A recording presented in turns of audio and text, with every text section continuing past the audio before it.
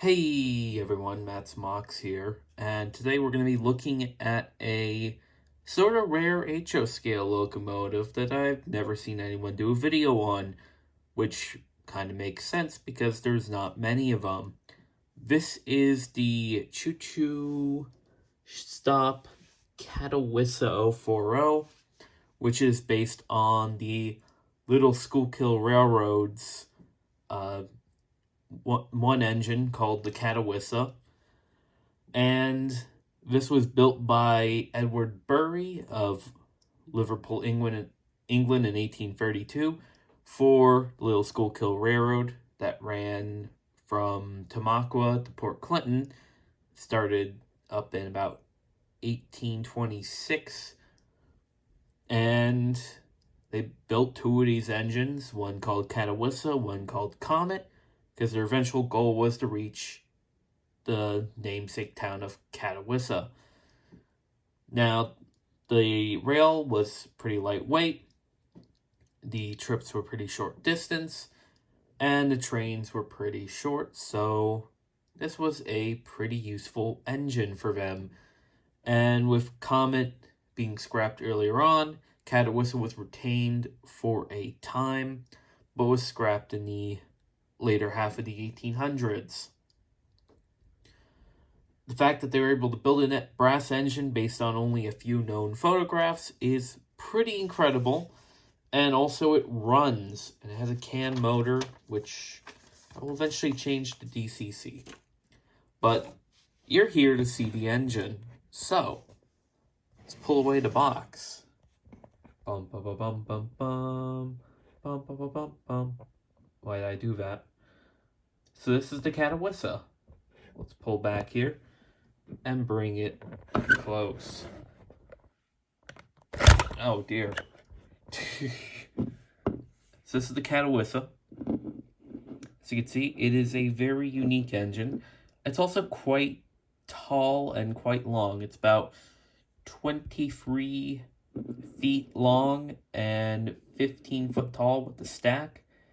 So it's a big engine. It's got 5-foot diameter drivers, which is correct to the prototype. It's got everything's the right size. This is just a really large engine IRL. It's got this plow with non-working pilot. It was a 220 as delivered. This one remained a 220 to the end, while its sister, the Comet, actually got rods and became an 040. You can see it's got the sandbox, it's got decorative stuff, a working headlight. I believe this is the whistle, and then this is the safety valve on top of the boiler there. It's got for going back. Now, believe it or not, this engine did not have a tender as built, or when it ran on the Little Schuylkill. They would use various cars as a tender, and then eventually they built the inspection car, which would be permanently semi-permanently coupled to this, and that finally gave it a tender. As you can see, this engine has a cab interior. Basic as it is, it's got a reverser, a throttle, the little sight that gave steam pressure, and a firebox door. Quite impressive. And both axles are driven, which, yes, the full firebox details modeled. And as you can see, now they only ever did one run of this, but mine is number 88 of 200. They only built 200 of these engines. Sometimes they show up on eBay, not often. I was very fortunate, though. I got this one for $260. They normally range in the $500 to $800 range, though there was two that were in the 350s. But I was very fortunate to actually be able to get one of these because they're super rare. Again, it's got a CAN motor inside, all metal gears, and from what I was reading too, everything has a bearing. They even say in the paperwork that it's included that they designed this engine so you could beat the crap out of it and run it unlubricated for hundreds of miles before it would start to wear out. But obviously, I take good care of my engines, so I know at some point I'm going to have to take off the base plate, which is real easy, and fill it up with Lebel grease. So you want to see it run. Here's some actual photos of the Catawissa. So this is kind of like a side profile.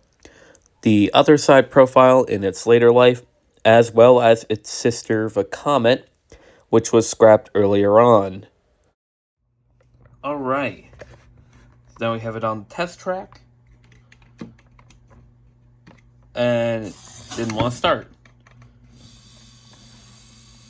Well, as you can see, the headlight works, and the wheels indeed do turn.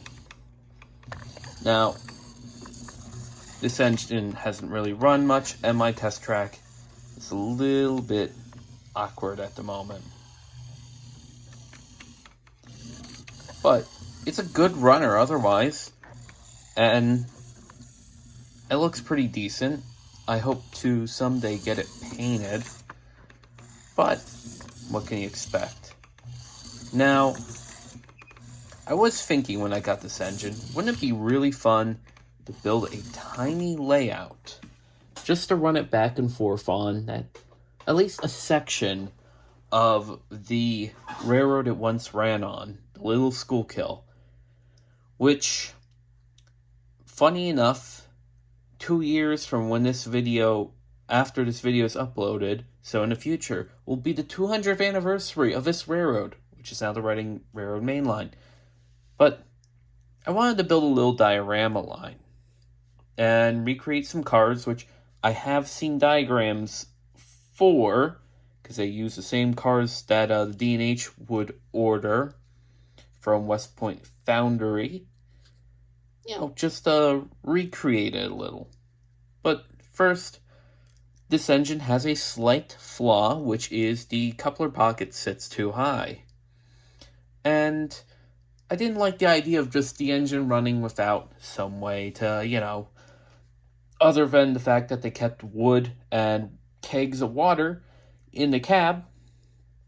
So I built a little thing to put behind the engine, which it isn't done. I still need the kegs of water, but here we are.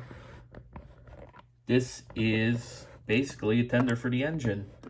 It's mostly made out of the HO scale tie chunks, and styrene with various pieces like titchy bolts and some brass parts that I had. I put one of my link pin couplers on this end, which is correctly height matched with my other link pin cars, so I could run it with link pin equipment at least. And it uses the Bachmann Edward tender wheels as its wheels. Now, I'm not going to connect this to this because I already took it apart. It was a bit annoying. But as you can see, when it's behind the engine, it doesn't look half bad. Obviously, with the kegs of water on it, it'll make a lot more sense. And I can put a crew figure here, sort of like holding a piece of lumber, gonna throw it in. Because it made sense when they were running this at the beginning. They had a lot of construction lumber debris made for pretty good fuel. And of course, it's nice just having a little car to carry it. And then maybe I could put a train of like 10 of the little jimmies behind it. So it would look quite swell. And I mean, that's pretty much it. I can't really say too much about this engine. It's just a really nice engine. I would love to get it painted up and DCC'd, build a little railroad, and who knows? Although, since now I have early Reading, I should probably finish my 2 other early Reading projects. A very certain camel built by a man we all know named Ross Winnis. That's on the block to eventually finish, though mine's a slightly different paint scheme than one of the ones that are out there. But anyways, that's it for this video. like, comment, subscribe, and now you learned something. Goodbye.